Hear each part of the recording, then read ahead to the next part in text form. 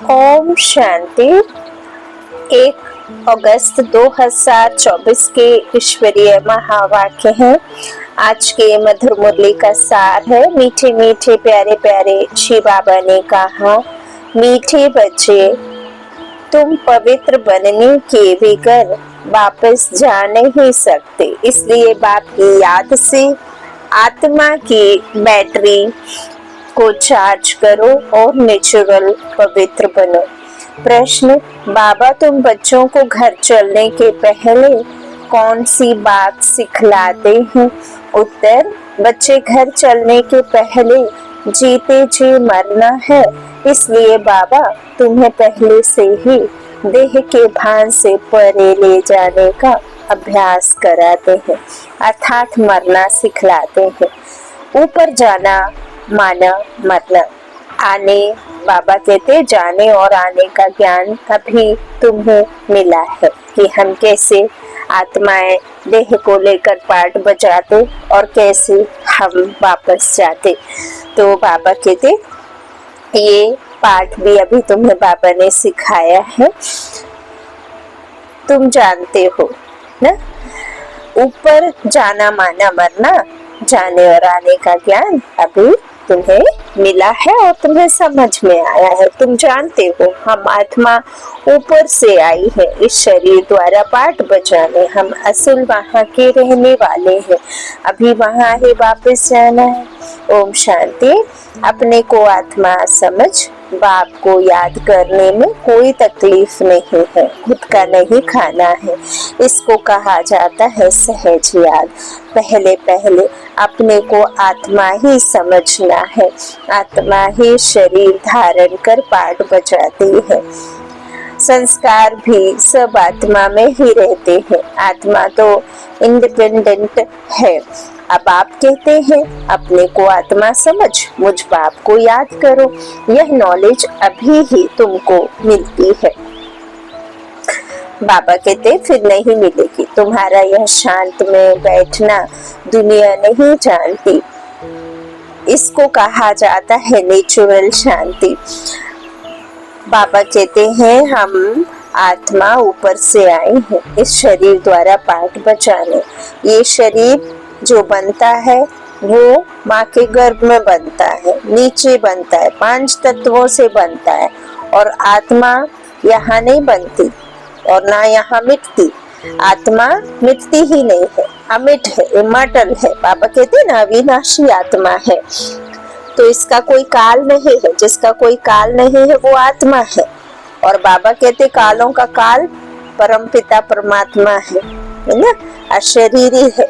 जिसका कोई शरीर नहीं, लेकिन शरीर लेकर उन्हें पाठ बजाना पड़ता है, अवतरण लेते हैं। वो माँ के कोख में नहीं, या वो ऐसा नहीं कि आए गए जैसे हम आत्माएं शरीर लेती हैं छोड़ती हैं, लेती हैं छोड़ती हैं, ऐसे बाबा नहीं लेते। बाबा एक शरीर का आधार जरूर लेते हैं, लेकिन बाबा जब आधार लेते हैं जब हमारे आत्मा का ज्ञान बिल्कुल खत्म हो जाता है ना। तो बाबा फिर आकर हमें ज्ञान दे करके उस ज्ञान से फिर हमें वापस वैसा बनाते हैं जैसा बाबा ने हमें सबसे पहले तो बाबा हमें शुद्ध नेचुरल बनाते हैं। बाबा कहते हैं हम आत्मा ऊपर से आए हैं शरीर द्वारा पाठ बजाने। हम आत्मा असल में वहाँ के रहने वाले हैं। यह बुद्धि में ज्ञान है।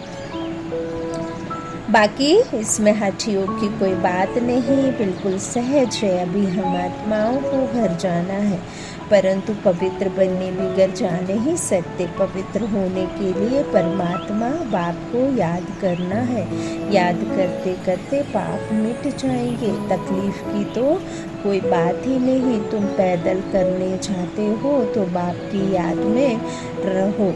अभी ही याद से पवित्र बन सकते हो। वहाँ वह तो है पवित्र दुनिया। वहाँ उस पावन दुनिया में इस ज्ञान की कोई दरकार नहीं रहती, क्योंकि ज्ञान तो तभी चाहिए होगा जब आप अज्ञानी होंगे। जहाँ ज्ञानी होंगे वहाँ फिर क्या ज़रूरत है।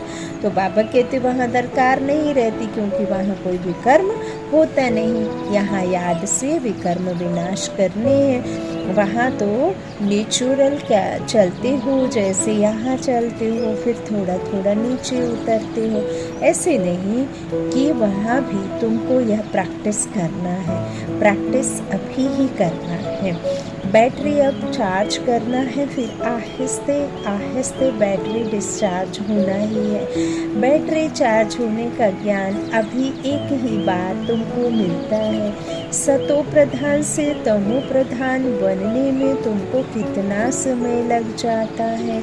शुरू से लेकर कुछ ना कुछ बैटरी कम होती जाती है। बाबा कहते हैं सतो प्रधान में जैसे ही आत्माएं शरीर लेकर पाठ बजाएंगी आदि में देवी देवता राज्य में, तभी से तुम्हारी बैटरी की जो बैटरी डिस्चार्ज होनी शुरू हो जाएगी। तो बाबा कहते हैं थोड़ी थोड़ी शुरू हो जाती है, कम होती जाती है। मूल वतन में तो है ही आत्माएं, शरीर तो है नहीं, तो नेचुरल उतरने अर्थात बैटरी कम होने की बात ही नहीं है। बाबा कहते हैं जहाँ देह नहीं है तो कर्म नहीं है, और कर्म नहीं है तो फिर किसी भी प्रकार का बैटरी डिस्चार्ज कैसे होगा, है ना।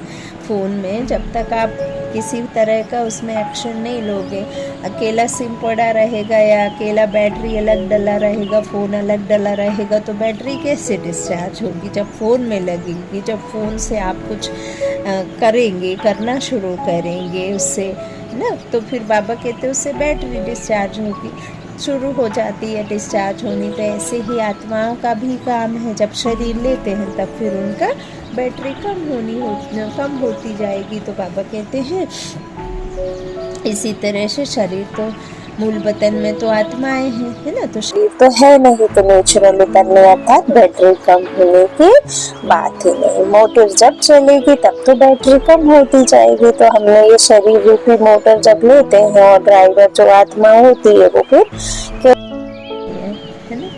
तो बाबा कहते हैं चलेगी मोटर तब तो फिर कम होती जाएगी बैटरी। तो मोटर गाड़ी होगी तो बैटरी थोड़ी ही चालू होगी। मोटर जब चले तब बैटरी चालू होगी।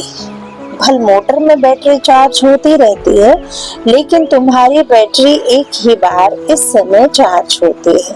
तुम फिर जब वो जहाँ शरीर से कर्म करते हो फिर थोड़ी बैटरी कम होती जाती है। पहले तो समझाना है कि वह है सुप्रीम फादर जिसको सब आत्मा करती हैं। हे भगवान, बाबा कहते हैं सब आत्माएं किसे पुकारती है? भगवान को। शरीर तो नहीं पुकारता है ना, इस देह से कौन पुकारती है? आत्मा, है ना। आत्मा राम को पुकारती है, तो आत्मा कौन हुई? सीता। क्योंकि राज्य में है तो सीता राम को पुकारती है, क्या कहती है? हे भगवान।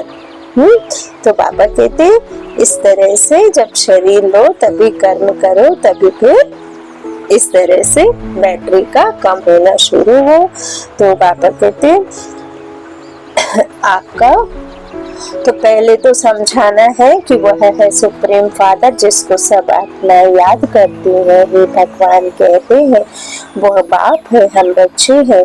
यहाँ तुम बच्चों को समझाया जाता है बैटरी कैसे चार्ज करनी है।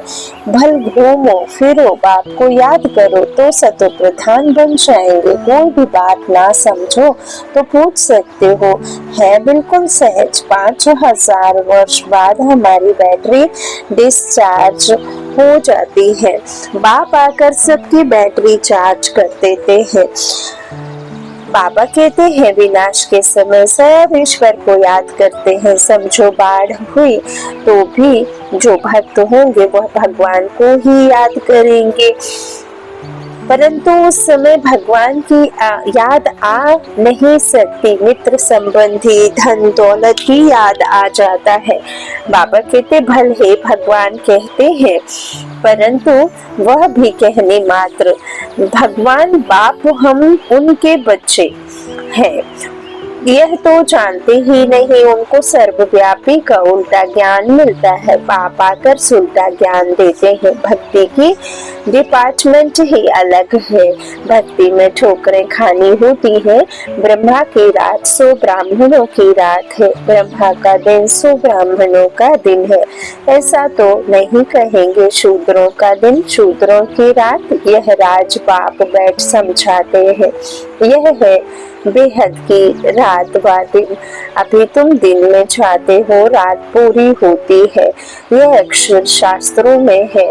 ब्रह्मा का दिन ब्रह्मा की रात कहते हैं, परंतु जानते नहीं है।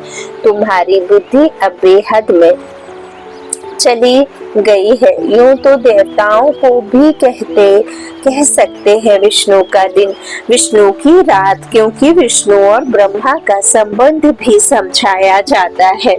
बाबा कहते हैं त्रिमूर्ति का ऑक्यूपेशन क्या है और तो कोई समझ ना सके।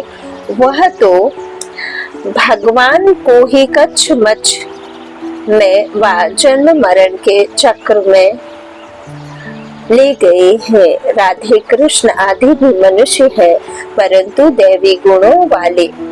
बाबा कहते वो दैवी गुणों वाले थे जरूर, लेकिन अभी नहीं है। अब वापस भगवान निराकार शिव परम पिता परमात्मा आकर के ज्ञान दे करके उनको वापस वैसे बना रहे हैं। तो बाबा कहते राधे कृष्ण आदि भी मनुष्य है, परंतु दैवी गुणों वाले। अभी तुमको ऐसा बनना है, दूसरे जन्म में देवता बन जाएंगे। 84 जन्मों का जो हिसाब किताब था वह अब पूरा हुआ, फिर रिपीट होगा। अब तुमको यह शिक्षा मिल रही है। बाप कहते हैं मीठे मीठे बच्चों, अपने को आत्मा समझ, आत्मा निश्चय करो।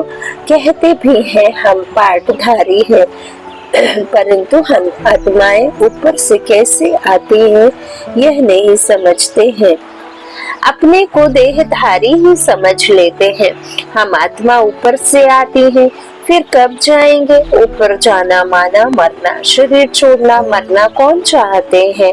यहाँ तो बाप ने कहा है तुम इस शरीर को भूलते जाओ, जीते जी मरना तुमको सिखलाते हैं, जो और कोई सिखला ना सके।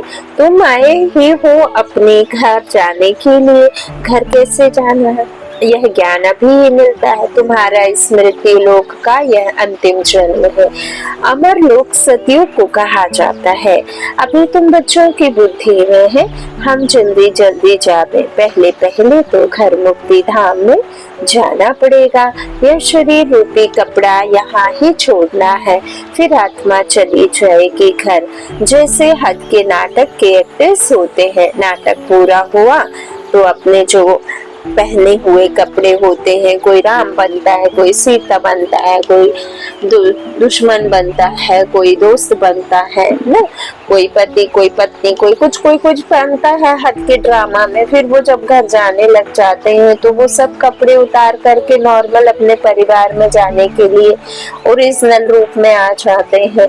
तो बाबा कहते कपड़े वहाँ ही छोड़कर घर के कपड़े पहनकर घर में जाते हैं। तुम्हें भी अब यह चोला, शरीर रूपी चोला हमारा कैसा हो गया है, नाटक पूरा हुआ, अब इसे छोड़ना। तो ये चोला छोड़ जाना है। सतयुग में तो थोड़े देवताएं होते हैं, यहाँ तो कितने मनुष्य हैं, अनगिनत है। वहाँ तो होगा ही एक आदि सनातन देवी देवता धर्म। अच्छा देखो, एक सूरज है, एक चांद है ना, फिर जो चांद सूरज के नियर में जो सितारे हैं, तारे हैं, वो चमकने वाले पास में है।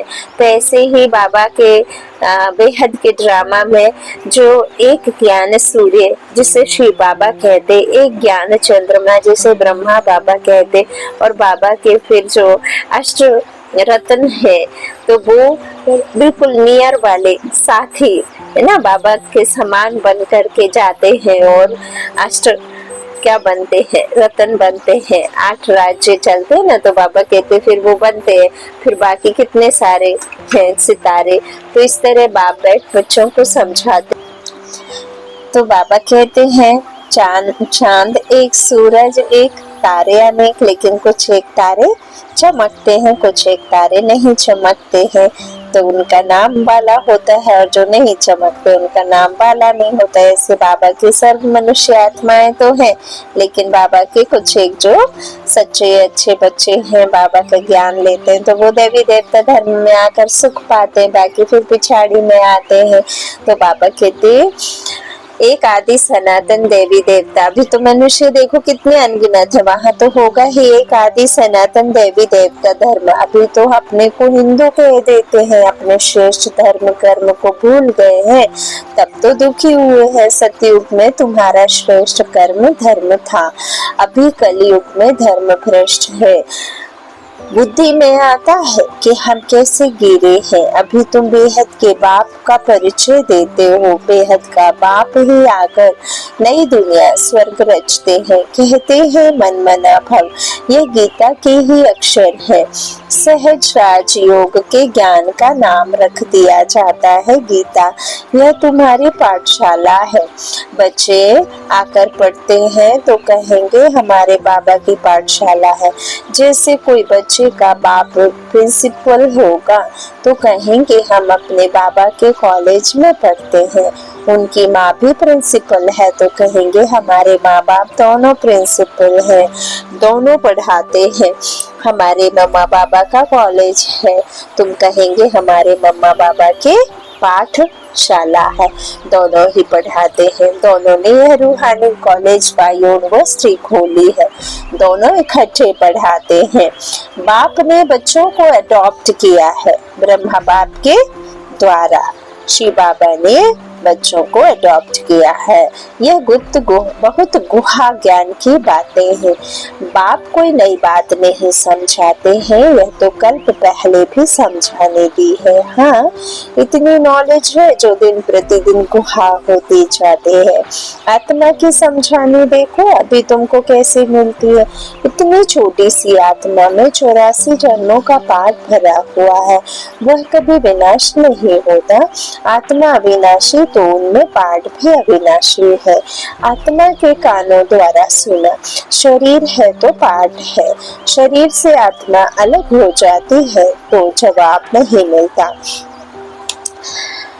बाबा कहते हैं अभी बाप कहते हैं बच्चे तुमको वापस घर चलना है। यह पुरुषोत्तम युग जब आता है तभी वापस जाना है। इसमें पवित्रता ही मुख्य चाहिए। शांति धाम में तो पवित्र आत्माएं ही रहती है। शांति धाम और सुख धाम दोनों ही पवित्र धाम है। वहाँ शरीर है नहीं, आत्मा पवित्र है। वहाँ बैटरी डिस्चार्ज नहीं होती, यहाँ शरीर धारण करने से मोटर चलती है।